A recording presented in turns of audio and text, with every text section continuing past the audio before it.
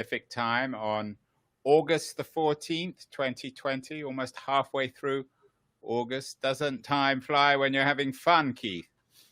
It does indeed. It's just reminding me, it's my birthday on the 27th, coming up soon. You're almost 60, right? I'm not going to comment on that, but looking up your age anyway. So mid-August 2020, Keith, it's hot out there. Should we be hustling as entrepreneurs or investors? What's going on this week? It's an interesting week. Last week we talked about TikTok a lot, and to be honest, we could have talked about it this week as well because there's a heck of a lot happening. But I felt that in the interests of those who watch or listen to us, we should kick off with a good news story from Elizabeth Yin from Hustle VC. Yeah, I gave you that intro and you missed it. I said, "Is this a week for hustling?" And you missed my hustle reference. Oh, I made a big mistake, but jumped on that one. You could have hustled. You're not a hustler, Keith. I can make up for it by doing this. Oh, how about that? Wow. That's like CNN. So this Elizabeth Yin. Elizabeth Yin is your kind of paradigmatic hustler. Is that right? Yeah. Well, her firm is called Hustle VC. It's about 2 years old. She formed it with one other person. They're both Asian Americans. They spent 12 months-ish raising an $11.5 million fund. And she writes a very long narrative about everything she had to do to accomplish that. And, as somebody who's raised a lot of money in my time, I think I'm getting close to $500 million raised. I always say to people, it's really hard to raise money, and no one believes me. They think there's some kind of magic to it. Well, I have to, I don't know who you're talking to, but as someone who has raised money, usually with a massive lack of success in the past, it's the hardest thing to do. And anyone who would disagree with that is clueless, who has no idea. Because getting someone to write you a check that you would put in your bank account and then use it either in your firm or to invest in other people, it requires a huge amount of trust and belief. It's an incredibly hard job. Yeah. And even people who can afford to lose money, which is probably most investors in funds, nonetheless don't want to lose money. They want to make money. So they're all hyper competitive, firstly. And secondly, just because you have a lot of money doesn't mean that you suddenly become more liberal with your cash. Right. So Elizabeth documents how she did more than 350 meetings in less than a year. And she puts a graph of how successful she was. And for the first 6 months, she only had one commitment, which was a big commitment. It was $4 million. And only in the last month of the year did it go to the 11.5 million level. So she got so many no's and put so much effort in. And I thought it was a fairly typical story, and it's worth focusing on. By the way, the reason she did it, somebody on Twitter was whining that VCs never talk about how they raise money. So she responded, well, actually, I did. And the actual post is 2 years old, but I'd never seen it before. And I really think it's golden. So and I was just watching the video she and her partner put out about what they do. And there's definitely a strong Asian American angle about how, and this is a theme you and I have talked about and everyone talks about all the time, of how white male-centric, sort of Stanford, Harvard-centric the investment community is. And her point is that Asian American investors and entrepreneurs were profoundly underrepresented and ignored and discriminated against, which is one of the reasons why she got into this game. And what's even more interesting is she discloses that more than half of her fund came from non-American Asian investors that she didn't meet face-to-face. So it also focuses on the importance of a story and a narrative. She spent the first 3 months learning that her pitch was completely undifferentiated from any other fund that was pitching. And so she was tweaking her story almost every time she had a meeting, which looks like she had several a day sometimes. Probably too many. I mean, I think one of the things, my guess is I've never raised a fund, but it's like doing online interviews. If you do too many, you lose your zest, your freshness, and it becomes pointless, counterproductive. Well, I think that's true for you, and it's probably true for me.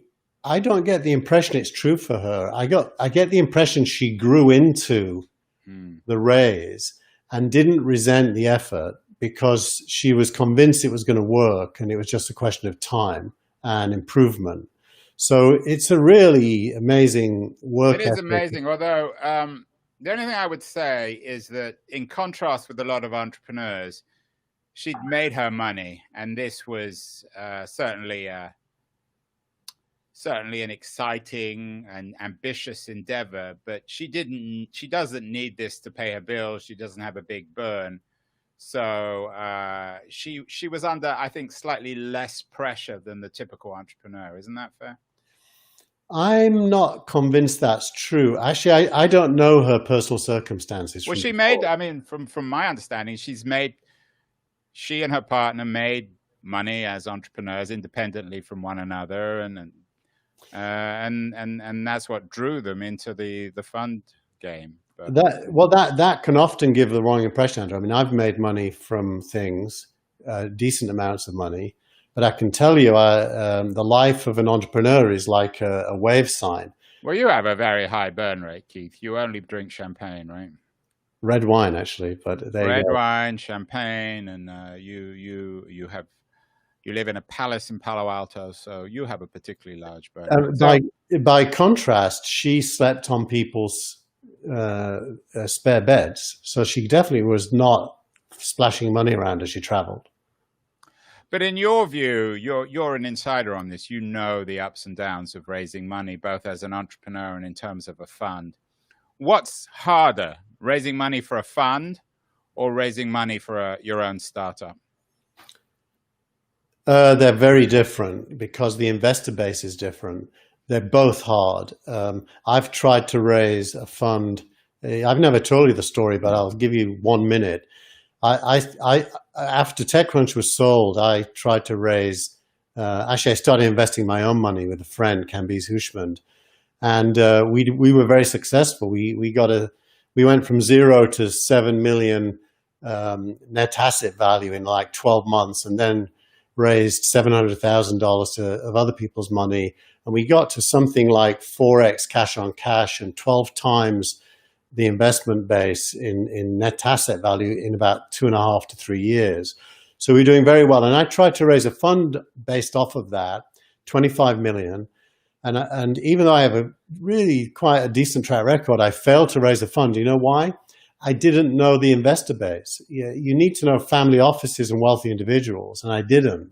So it was really hard just to even get in. I know a number of other successful entrepreneurs or relatively successful entrepreneurs, high profile entrepreneurs who haven't succeeded in raising a fund. I mean, the reality is if you raise the fund, then you become the king of the jungle. Then you're only accountable to the fund managers, right? Exactly. And I am part of a fund now. It's a $200 million fund in the UK, and we have a single investor, and that single investor obviously plays a major role in our day-to-day thinking. Right. There's no way around that. You're working for your investor to turn their money into at least 3x the money they gave you. So anyway, so well done, Elizabeth Yin. We have a story that was the week that's purely good, purely positive, which is always encouraging. No controversy there.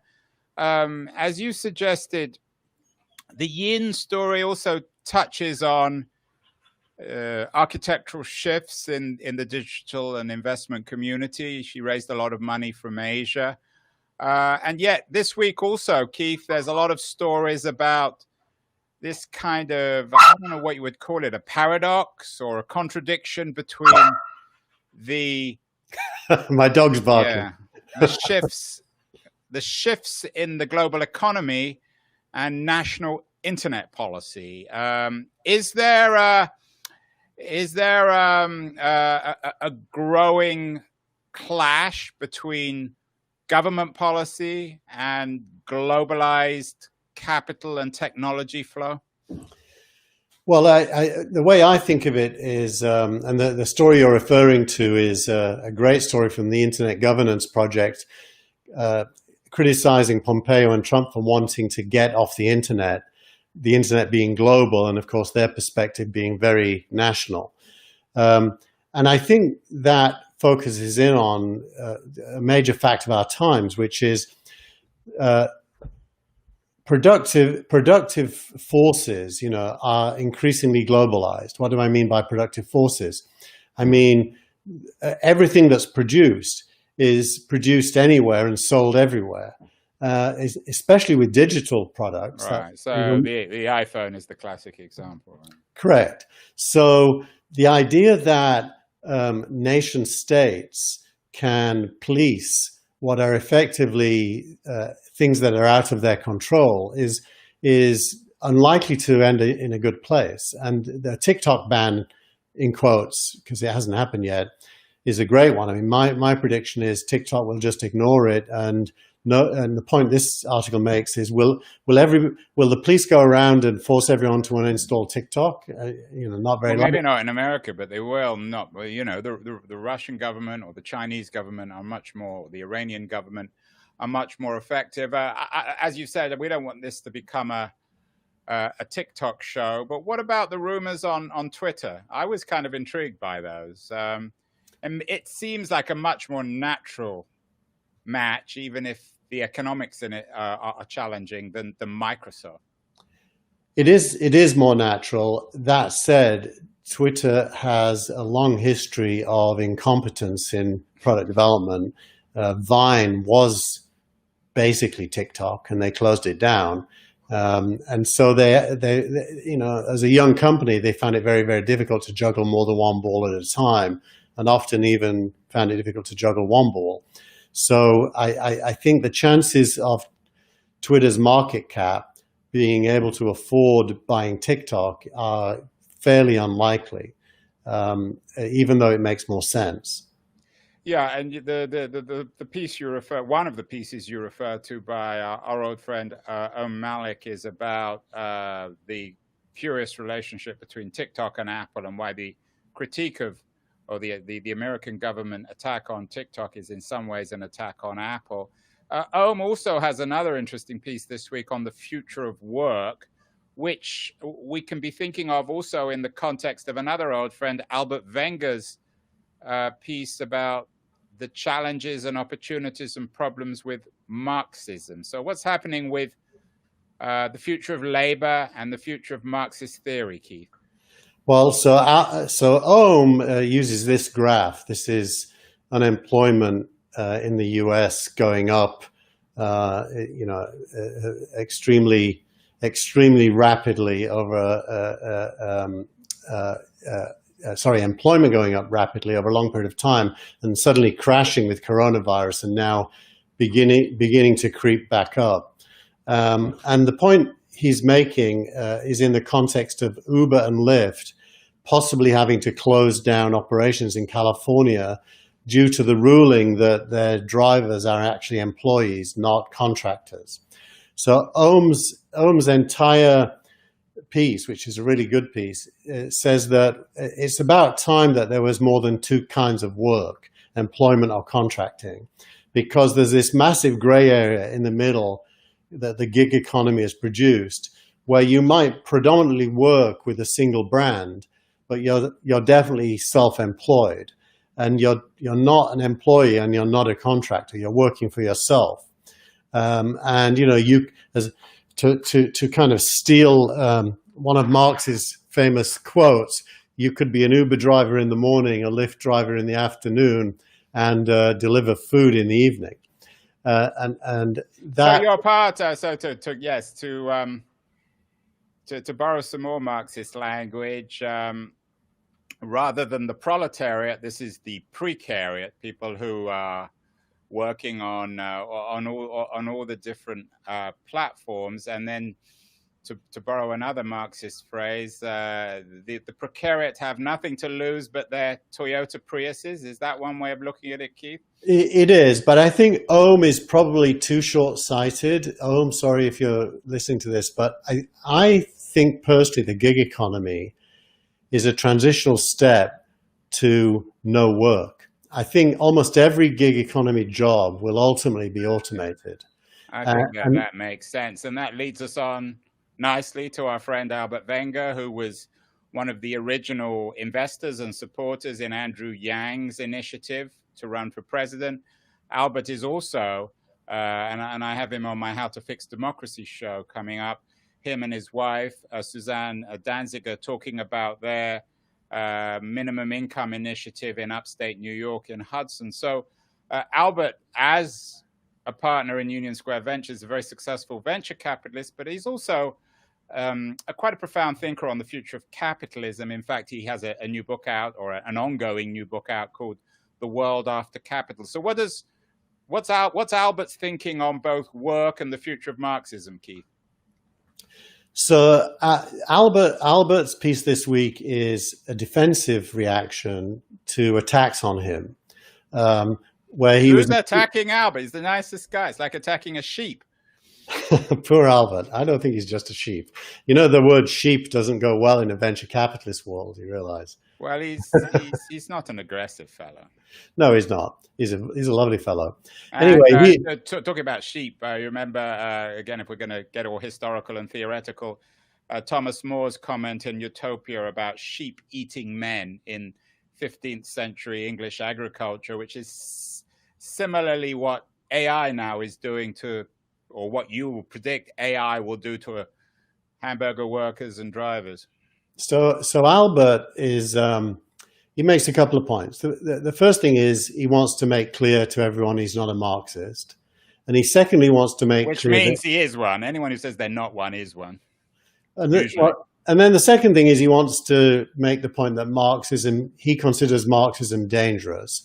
But he also makes the point that poor capitalism is leading to a renewed interest in Marxism.